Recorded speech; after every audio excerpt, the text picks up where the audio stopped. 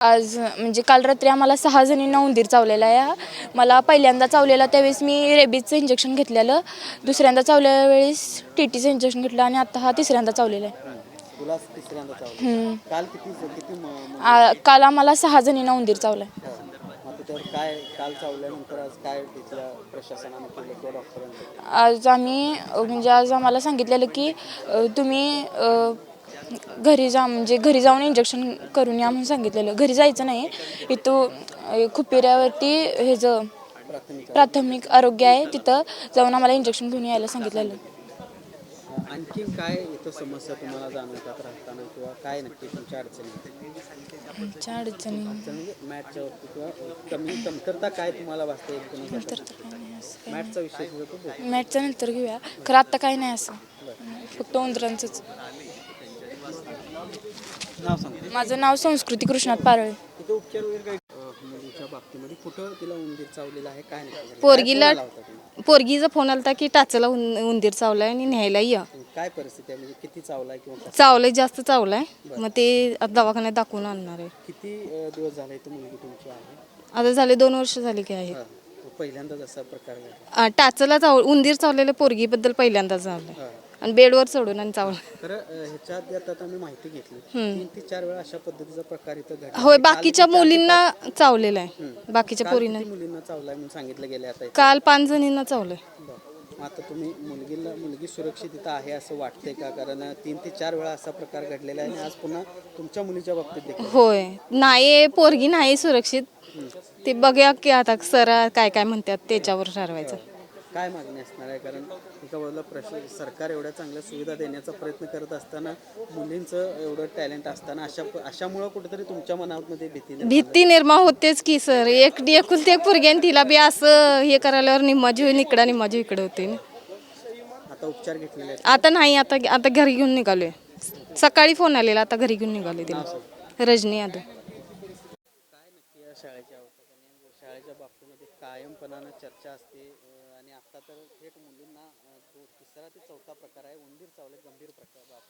अनेक गोष्टीच्या बाबतीत ही शाळा चर्चेला येते, परंतु खरं सांगायचं झालं तर शिंगणापूर गावचा लोकप्रतिनिधी किंवा नागरिक किंवा सामाजिक कार्यकर्ता म्हणून मलाही लाज वाटते की इथं याचा जो कारभार जो चालतोय तो 100% प्रशासनाच्या वतीने चालवला जातोय. याच्यामध्ये कोणत्याही लोकप्रतिनिधीचा सहभाग नाही.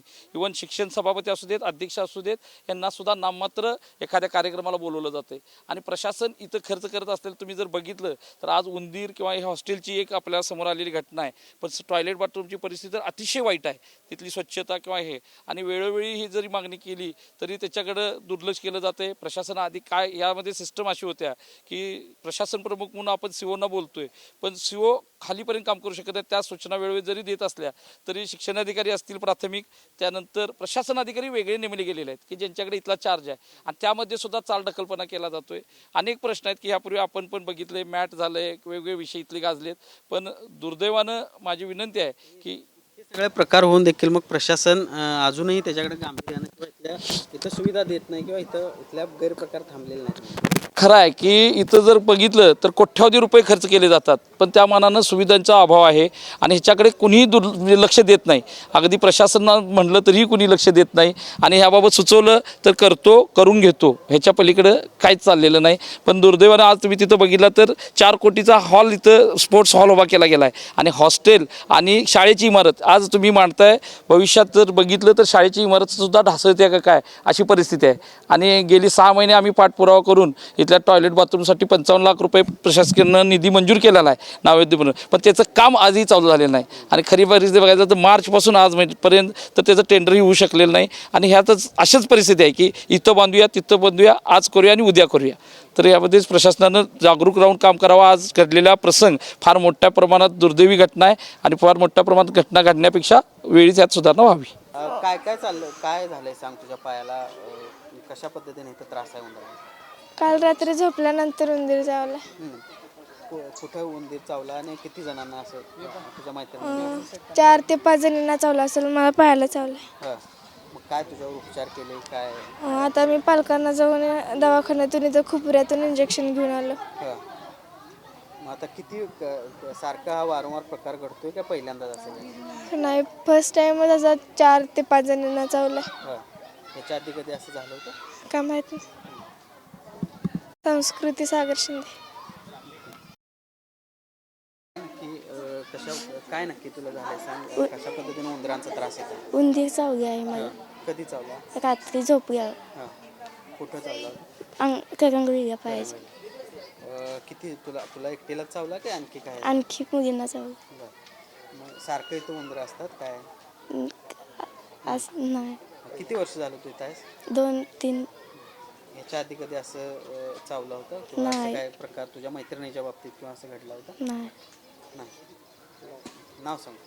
माझे नाव सिरी महांते सुतार. काय नक्की झालं रात्री? उंदीर चावला, काय घडलं रात्री? म्हणजे मी झोपले आलो आणि तेव्हा हुंदीर चावला. हां, जरा मोठ्यानं बोल. काय झालं सांग रात्री? हुंदीर चावल्यावर रक्त यायला लागलं बरं. आणि मग मला जाणवलं की हुंदीर चावलं ते.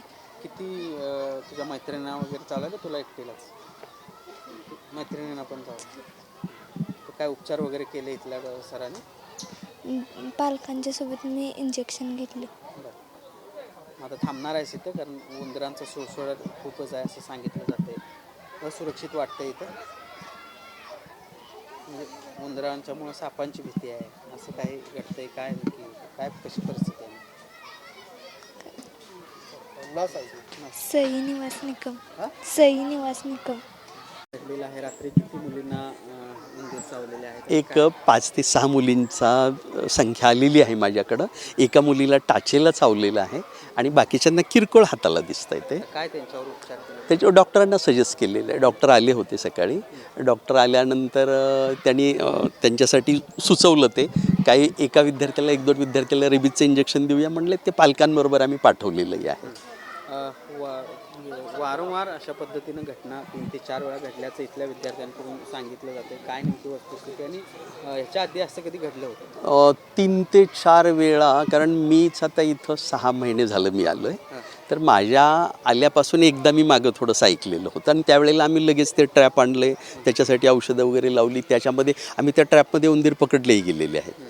पण पुन्हा आणखी आले तर आणखी ह्याच्यामध्ये ह्याच्या पुढं उंदीरच येऊ नयेत किंवा आणखी ह्याच्या पुढची स्टेप कायमस्वरूपी त्यांचा बंदोबस्त व्हावा, याच्यासाठी काय उपाययोजना करता येईल ते आम्ही जरूर करू आणि विद्यार्थ्यांना याच्या पुढं त्रासच होऊ नये या गोष्टींची आम्ही दक्षता. वरिष्ठ कार्यालयाला या संदर्भात याआधी कळवलेलं होतं का? किंवा ज्या पद्धतीनं उंदरांचा सुळसुळाट या ठिकाणी आहे त्या वसतिगृहाची स्वच्छता करण्याबाबत किंवा एकूणच दुरुस्ती करण्याबाबत? वसतिगृहाची स्वच्छता असते, मुलंच करतात आपल्याकडं. स्वावलंबन आमचे स्वीपर आहेत, सगळेजण वसतिगृहाची स्वच्छता करण्यासाठी आम्ही दक्ष असतो. आणि त्याच्यामध्ये चुकूट काय होतं, एखाद्या वेळी विद्यार्थी खायचा एखादा पदार्थ जर घेऊन तिथं आला तर त्याच्या ह्यानी उंदीर तिथं येतात. म्हणून आम्ही विद्यार्थ्यांना वारंवार सूचना देतो की खाण्याचे पदार्थ बरोबर आणू नका तिथं. जे काय आमचं भोजनगृह खाली आहे पलीकडं. प्रशासकीय पातळीवर तुम्ही काही पाठपुरावा केला का? कारण वारंवार जर अशा पद्धतीने गोष्टी घडत असतील तर विद्यार्थ्यांच्या आरोग्याच्या दृष्टीनं किंवा त्यांच्या जीविताला देखील हो ना, हो.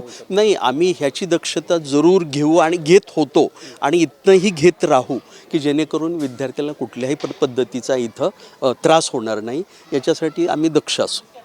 नाव सांगा. मी अतुल देवकर, मुख्याध्यापक, राजर्षी शाहू विद्यानिकेतन, शिंगणापूर.